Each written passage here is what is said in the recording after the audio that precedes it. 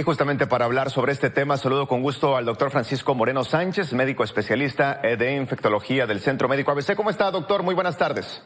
Buenas tardes, un gusto estar contigo y con tu auditorio. Gracias por tomarnos la comunicación. Doctor, ¿qué significa esto que haya concluido la emergencia ahora con la viruela del mono? Que el riesgo de que esta enfermedad empezara a afectar a otros grupos, recordemos que se ha detectado que la enfermedad es principalmente en hombres que tienen relaciones con hombres y personas que están en contacto estrecho con enfermos, que la enfermedad afortunadamente no empezó a afectar a otros grupos de riesgo, y eso ha logrado que los casos vayan hacia la baja, las hospitalizaciones y afortunadamente los fallecimientos, que fueron pocos, pero que había ese riesgo, pues disminuya y por lo tanto se declare la emergencia terminada. ¿Qué quiere decir? Que van a seguir habiendo casos de viruela del mono, como lo han existido desde hace ya muchos años, y lo único que hay que estar al pendiente es que no existan estos brotes en donde hay un número inusual de casos que se están presentando en alguna zona. Ahora, doctor, ¿cómo considera que fue manejada esta emergencia por el gobierno de México, específicamente por el área de salud? Digo, muy diferente también a lo que vivimos, ¿no?, con el COVID-19. Pues mira, aquí realmente el gobierno de salud no hizo ninguna política para tratar de contener esto. Nunca hubo vacuna, no hubo realmente la aprobación de medicamentos. Afortunadamente la enfermedad logró tener una meseta y va hacia la disminución, y el que hayamos hecho o no hayamos hecho medidas no impactó en lo que pudiera haber pasado. Hubo muchos casos en México, desafortunadamente, pero no se tomaron las medidas ni de la vacuna ni de medicamentos. Siempre fue muy complicado realizar pruebas a estos pacientes porque eran pocos los centros que lo realizaban, pero afortunadamente la naturaleza de la enfermedad fue muy benévola con nuestro país, y de esta manera la enfermedad se va a controlar. Justo ahora que hablaba de las vacunas, México la validó, mas no la adquirió, ¿verdad?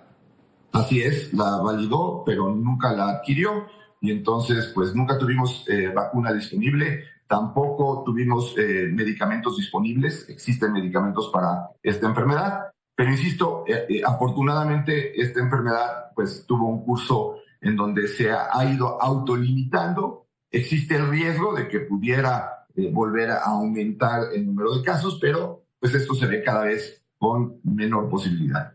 México se ubicó entre los 5 países, al menos en el continente americano, en tener más casos. El número 1, pues Estados Unidos, ¿no? Considerando la población que se tiene también. Y por supuesto, en el número de casos de nuestro país también llegó a preocupar. Así es, y más que otra vez, igual que como sucedió con COVID-19, el número de casos es probablemente mucho menor a la realidad, porque como te comentaba, el realizar las pruebas era complicado. Tenías que mandar la prueba a un centro de referencia epidemiológica para que ahí corrieran las pruebas. No era una prueba que estuviera disponible en laboratorios en forma general. Entonces, a pesar de que fuimos uno de los países con mayor número de casos, seguramente el número de casos fue aún mucho mayor al que se reportó. Y bueno, esto habla de la falta de interés en este tipo de enfermedades por parte de la autoridad actual, en donde todo lo que implique un gasto extra pues se ve como innecesario, aunque de por medio esté la salud. Ahora, ¿qué se recomienda, doctor? ¿Que se mantengan las principales recomendaciones que se hicieron en su momento cuando se dio la emergencia?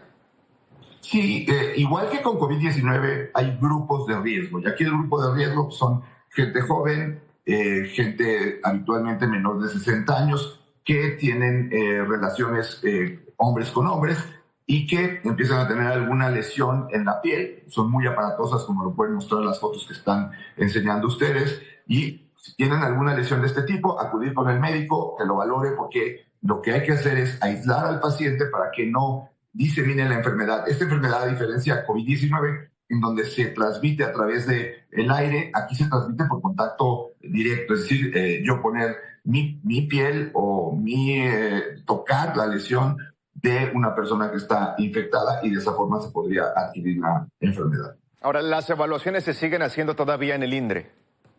Así es, y esto pues no nos permite más que mandar las pruebas allá, lo cual requiere de tener el instrumental para mandarlo, el tiempo de retorno de la prueba toma tiempo, entonces tienes que tener, por ejemplo, un paciente aislado a lo mejor 7 días, y a los 7 días le dices, pues fíjate que no era, pero no podías arriesgarte. Todo eso complica siempre pues, a la persona más importante, que es el que está sufriendo la enfermedad. Bien. Doctor Francisco Moreno Sánchez, le agradezco mucho esta comunicación para el auditorio de Milenio. Gracias. Un gusto y a seguirnos cuidando. Gracias. Buenas tardes.